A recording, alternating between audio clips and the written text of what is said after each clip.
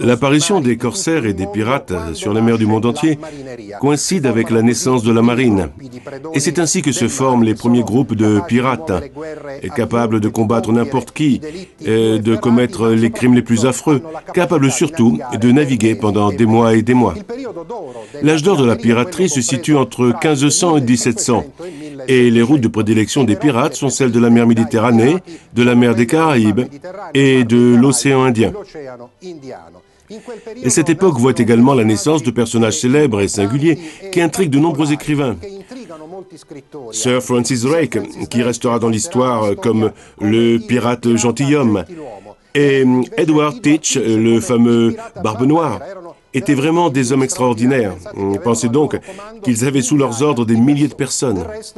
D'ailleurs, les pirates demeurent dans notre imagination comme des personnages sympathiques, courageux, très souvent avec de l'allure et bien habillés. Mais en réalité, les choses étaient bien différentes. Leur existence était plutôt misérable et ils mouraient la plupart du temps d'une mort violente. Conséquence des différents combats qu'ils livraient ou des maladies contagieuses qu'ils contractaient durant leur voyage. Mais le plus souvent, ils étaient pendus après avoir été capturés. Un sort, disons, peu envieux auquel seuls les héros de films et de romans d'aventure parvenaient à échapper.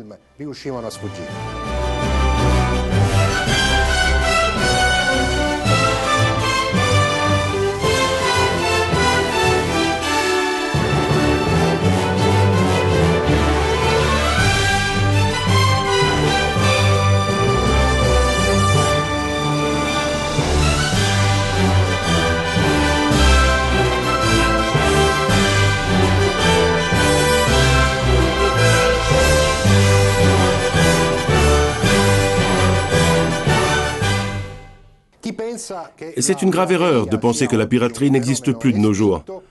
Parce que, malheureusement, c'est encore d'actualité. Et les pirates sévissent précisément au même endroit qu'il y a des centaines d'années.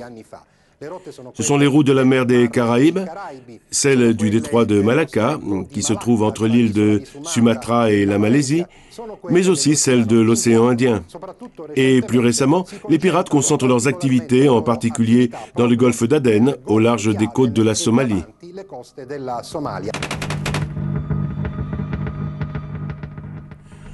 Dans l'océan Indien, on assiste à une multiplication des interventions armées et des forces spéciales envoyées par les pays engagés dans la lutte contre la piraterie.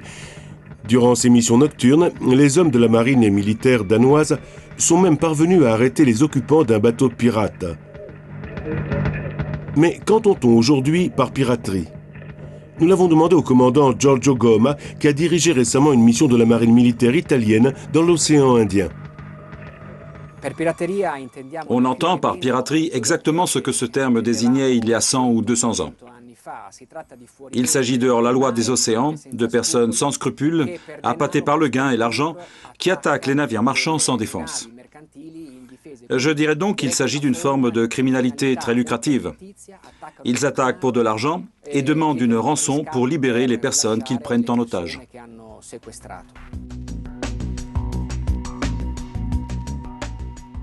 Depuis novembre 2001, à la suite des attentats perpétrés par les islamistes d'Al-Qaïda contre les tours jumelles, des bâtiments militaires ont quitté la base de la marine militaire de Tarente, siège du commandement du groupe naval italien, pour prendre part à la mission de l'OTAN Enduring Freedom, destinée à lutter contre le terrorisme international dans les eaux de l'océan Indien et en particulier dans la zone comprise entre les côtes du Yémen et la Somalie.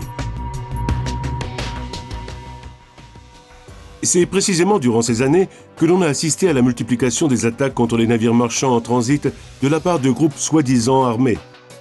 Et en 2005, deux navires marchands italiens, le Jolly Marone et le Cielo di Milano, ont été victimes de ces attaques.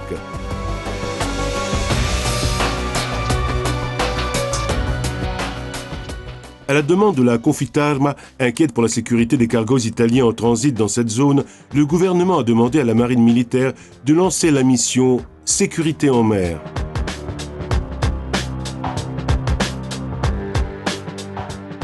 Cette mission avait pour objectif de garantir la présence permanente des forces aéronavales italiennes au large des côtes de la Corne de l'Afrique, afin d'assurer une protection armée aux navires marchands italiens en transit dans cette zone.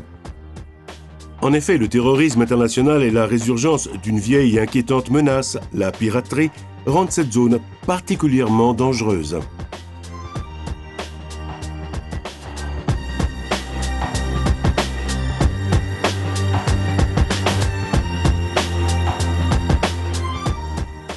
À la fin de l'année 2008, en raison de la recrudescence et de la multiplication des attaques de piraterie, le gouvernement italien a lancé une nouvelle mission. Écoutons à ce propos le commandant Giorgio Goma. En 2008, au cours de la campagne MEDAL, la campagne Méditerranée élargie, que j'ai eu l'honneur de diriger durant les 4 premiers mois de cette année, nous avons effectué des missions de surveillance maritime, de protection du trafic marchand, contre d'éventuels actes de piraterie. C'est ensuite l'OTAN qui a pris la direction des opérations en envoyant dans la zone de la Corne de l'Afrique 7 navires, qui sont actuellement sous les ordres d'un amiral italien, l'amiral Gumiero, et qui se trouve à bord du destroyer lance-missiles Durand de la Penne.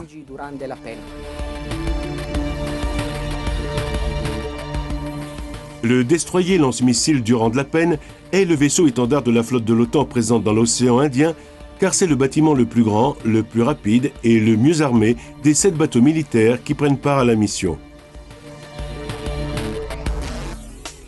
Le vaisseau étendard d'une mission accueille également à son bord le commandement du groupe naval, composé de bateaux de différents pays, comme la frégate grecque Themistoclès ou bien la plus moderne frégate Cumberland de la Royal Navy.